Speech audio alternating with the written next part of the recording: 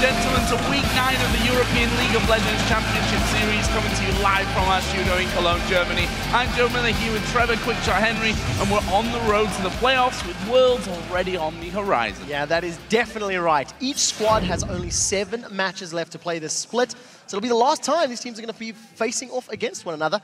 And of course, a win could mean seats in those playoff positions, while a loss could signal some more quality time in solo queue. Well, first let's take a look back at the headlines from yesterday's matches, starting with Alliance. They finally broke their losing streak against the last place Gambit, behind the first ever jungle Riven that we've seen here in the summer split. Yeah, it did very, very well. Shook played phenomenally. The rest of Alliance seemed focused, they seemed coordinated, and that's the first time we've seen them in straight-up lanes doing well in the last 3 weeks. And for Gambit, the troubles sadly continue. The return of Diamond in the jungle saw the team fall to a whopping 23,000 gold deficit by the end of that game.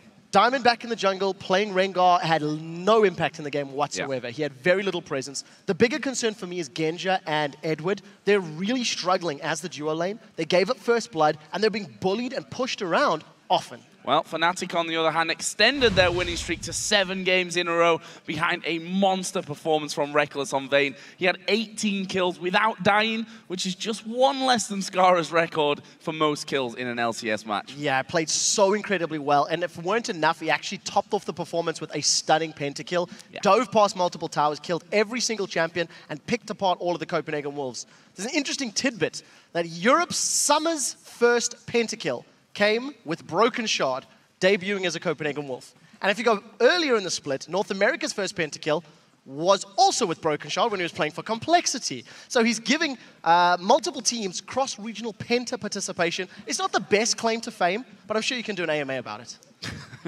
And of course, that pentakill was the play that you were raving most about on Twitter. @KineasLol said, Reckless is going absolutely ham, dodging all the skill shots and diving towers to pick up a penta. 14-0-1. This is your most talked about #LCS big play. First kill secured by Reckless.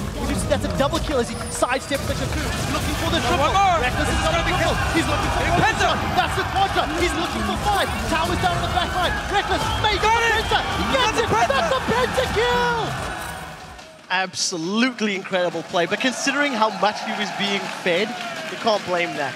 Anyways, guys, remember that you can send us your big plays on Twitter @LOL Esports, and remember to use that #LCSBigPlays. So let's take a look then at where yesterday's games left us in the standings. Fnatic and Alliance have pulled 2 and 3 games ahead of the pack respectively. They own the top spots and the momentum, maybe more importantly, moving into today's games. Yeah, and the increasingly jumbled center of the table, we've got the Super Hot crew in 3rd with 12 wins, Millennium and SK Gaming in 4th and 5th, with 11, and Rocket in 6th with 10 wins. Then at the bottom of the barrel with the trip to the promotion tournament hanging over their heads, we have both the Copenhagen Wolves and Gambit Gaming. Now both Gambit and the Wolves are now mathematically unable to catch Alliance and Fnatic at the top of the table, but they are not yet eliminated from the playoffs. They need to accrue a few more losses for that to happen. But there is still time for those bottom teams to return, and we have 4 more games coming your way today. Kicking off is the Copenhagen Wolves versus SK Gaming. Up next, Millennium versus Rocket. Then Super Hot Crew will go up against Alliance, and then Gambit will take on Fnatic.